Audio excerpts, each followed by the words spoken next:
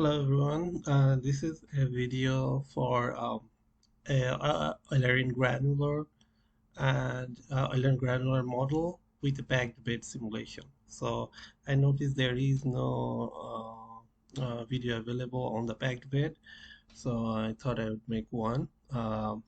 So what we are going to do is, so let me explain the difference between different types of bed. Uh, so this would be an example of a porous zone. So there are some problem which deals with a porous zone. For example, if you have a sponge or something like that. So if you have a volume with fibers and you're trying to pass through that volume of pores, there are pores inside, so you can actually calculate the porosity as well. Porosity is nothing but void volume over the total volume. So if you're trying to simulate some problem which has fluid passing through this porous zone, then you can do a porous body, flow through a porous body or heat transfer problem. I think I made one video on that. So today what I'm trying to show is, instead of a porous body, what if we have a packed body? Packed body example would be, for example, this one. So this is a packed bed with um, let me see, this one would be a packed bed with spherical particles. Okay, they have a packing limit. So even after that, there are still porous, void volume over there. So it can be different volume fractions. So we can specify those volume fractions and actually do the simulation like the way we did in the fluidized bed problem. So we specified a volume, we specified a porosity, and we also specified what kind of uh, particles are there. So they are spherical particles. But what if this one, like in the fluidized bed problem, the fluid particle moves, but in a packed bed, the bed is completely packed, the particle doesn't move at all. Okay, so what if you want to do a problem like that? It would be different from a porous zone. So you can even have multiple sizes of particles as well. So anyways, I'll try to keep it simple. And you can also have instead of a spherical particle, you can have different like cylindrical particles or some other shapes of particles. Now, the problem I'm going to do is, I took the same problem I did for the fluidized bed problem. So this is just a 2D geometry. I created a structured mesh, and you can see my uh, length along the width of the bed is 0.4 meter, and the height is 1.2 meter. Okay, so what I will try to do is, I'll create a zone in the middle, and I will say that is the packed bed region, and I would specify particles for that packed bed region, and then I'll try to uh, introduce some flow through the inlet and try going to pass through that packed bed porous region. Okay, so let's get started. I think everything is already set up, but I will go through everything so that you know where are the options. So in general, I specify gravity. This is a transient problem, and it's a pressure-based problem because no compressibility. It's an incompressible fluid that's going to pass through. And so this is a 2D problem, so it's a planar problem. In the models, so we will try the multi-phase problem because there would be like porous body simulation. You can do it with a single phase, but if you're trying to do a packed bed or a fluidized bed, there would be that would be a multi-phase flow problem. Okay, because you're going to specify what kind of particles you want to use for your porous zone or the fluidized bed. So model is similar to the fluidized bed. It's an Eulerian model with two phases, because I would just use a single size particle, single material particle. Say implicit volume fraction formulation in the phases. So after that, click apply. These options should come up. Then in the phases, so our primary phase is gas, and the material is air. So you can go over there. So air is, I just use the regular air available in the Fluent database. Okay, you can get air from here. Uh, and I took water and modified that for my particle. So my particle density is 2700. The specific heat is 4182. And that's it. Did I enable the thermal condition? Let me check. Okay, let me go through this one first. And phase interaction. So forces would be what kind of drag coefficient do you want to use, what kind of model. There are different drag models in here. So find a suitable one. Usually the most popular one are the Samuel O'Brien and the Gidasco model.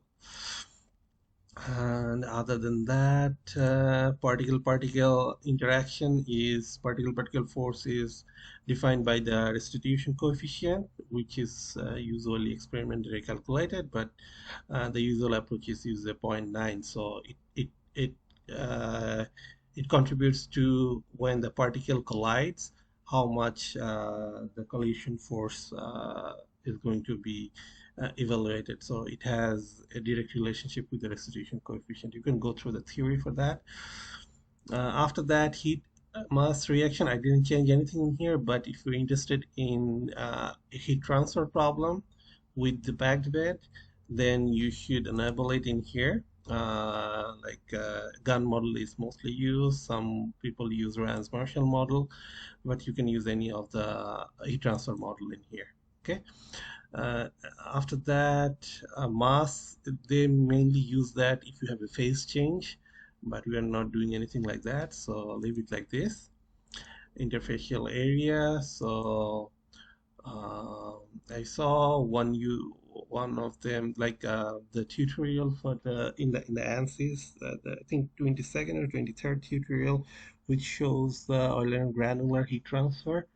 They use the isometric, but I'm not very sure if any of them actually has any contribution to it, because I think this is more related to when you are trying to do a bubble simulation passing through a fluid or something like that. Okay, it's when your interface is more dominant to your simulation.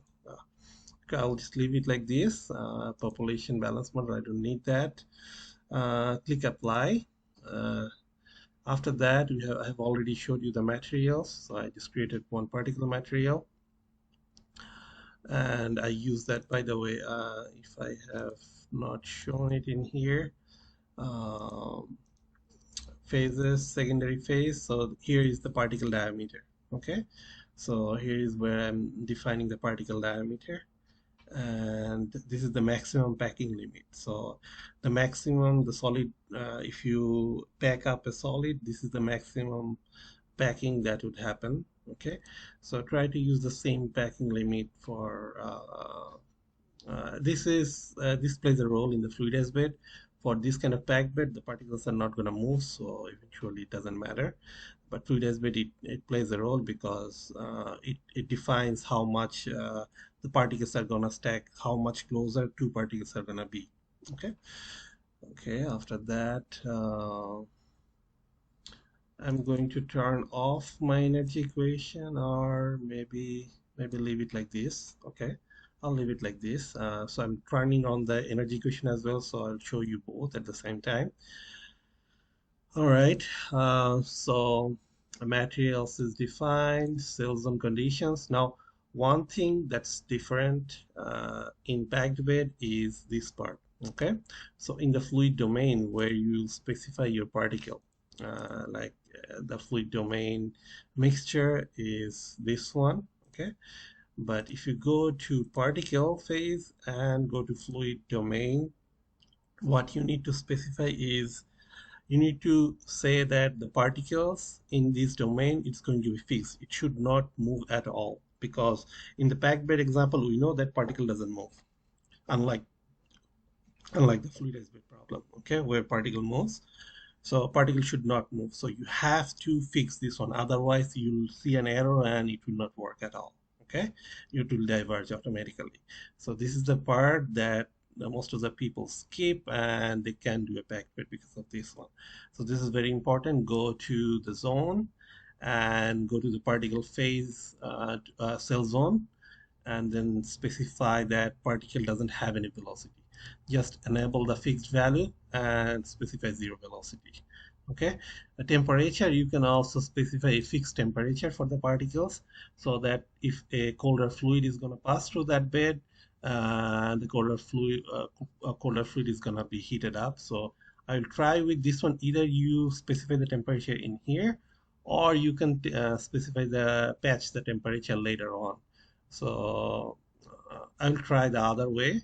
Anyways, both of them should work the same way. Okay, so click OK and finish it. So that's the cell zone condition part. And the boundary condition, so you specify a inlet boundary, and I'm specifying velocity inlet in here. My velocity magnitude is 0.3. And the thermal condition is 300 Kelvin. So it is going to come through this inlet. And about the particle, so I'm not flowing any particle, it's purely fluid. So volume fraction of the particle is 0. Thermal condition doesn't matter. Okay, and that's it. Okay, this is for inlet. For outlet, remember some people use outflow boundary condition.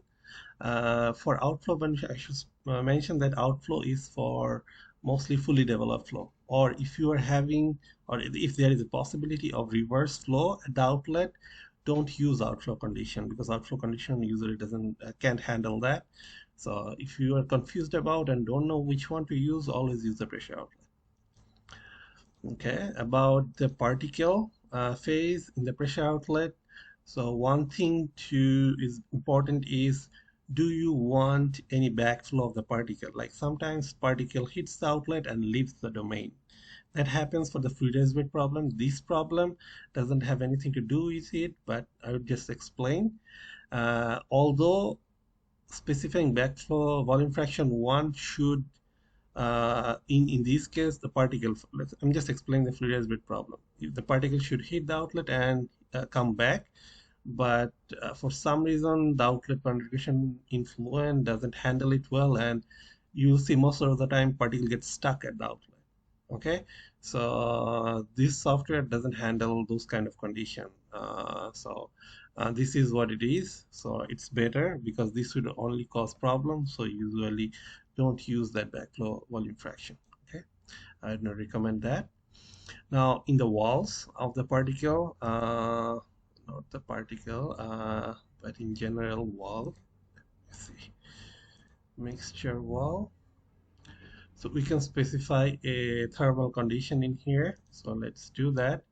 So let's say this is 330 Kelvin at the wall, and we will monitor how much the temperature is going to change. Okay, and after that, I think everything is done in the boundary condition. Methods and controls, just use the default or a little bit more accurate one. I think the one I'm using is just crude first order mostly. Controls is the same, the default one. And initialization, now you need to specify a zone, because I don't have any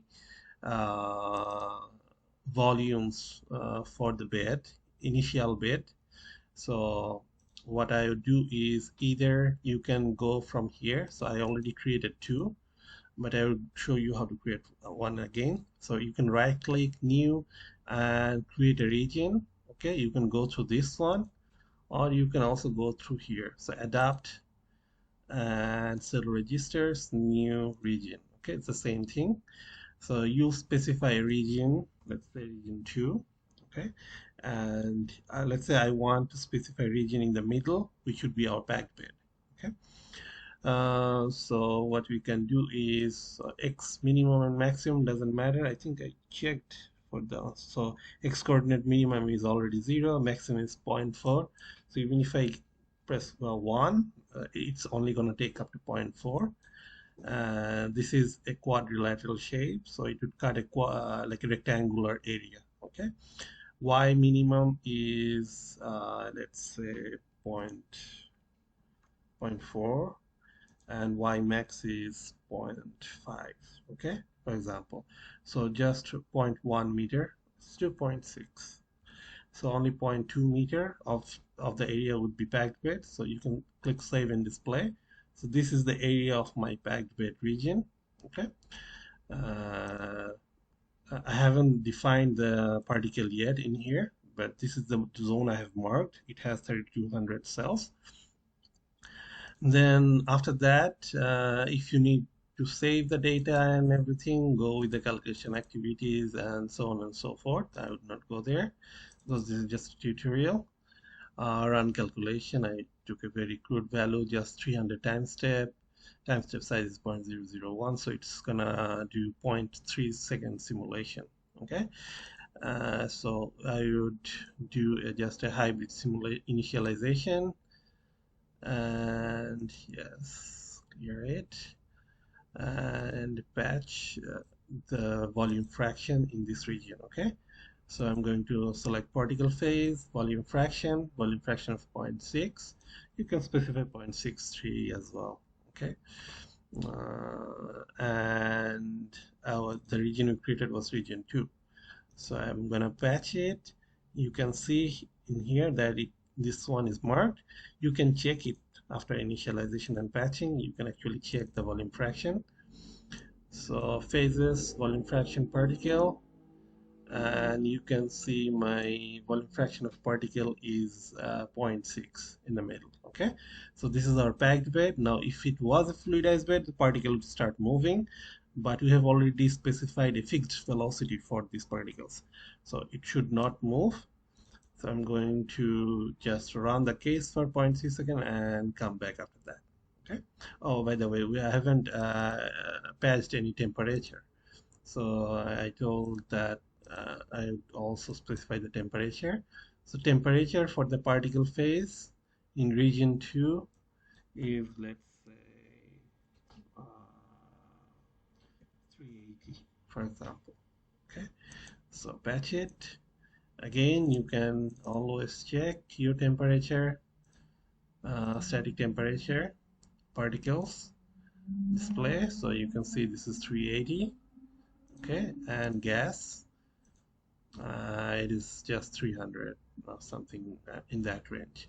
Now, one thing that's I have noticed, I don't know if it is in the safety post, is similar to that as well or not, is that the static temperature of the particle, it's not very accurate for fluidized bed problem. I'm not sure about the packed bed, so let's run the case and take a look. And I'm going to come back after the simulation ends. Okay, let's see the result for the temperature control flow plot for the particle in the fluid domain. And I don't see it. It's showing me some weird value. Let's take a look at the gas. Okay, so the gas temperature is 325, and this is introducing 300 degree Kelvin temperature. Wall temperature didn't have a big influence, so due to wall temperature, the temperature in this region changed. However, at the inlet, I'm introducing 300 Kelvin temperature air, so this temperature is blue because there is not enough heat transfer in here. Let's take a look at the velocity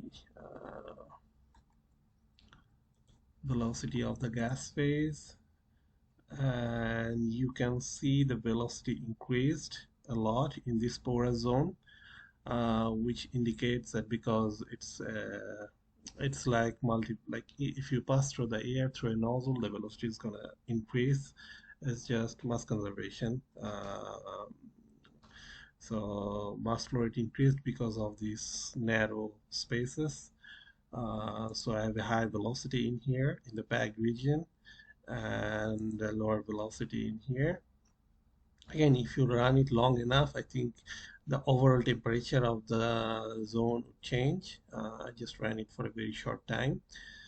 Let's make sure that particle didn't move. So if I take a look at the volume fraction of the gas, so you can see this is the gas volume fraction, this is the particle volume fraction.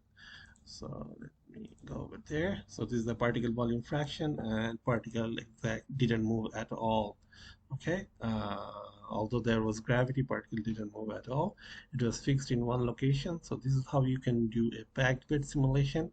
Now, one thing to notice is like if I take a look at the temperature, let's say the static temperature of the gas makes sense, okay, because the gas didn't move over there. So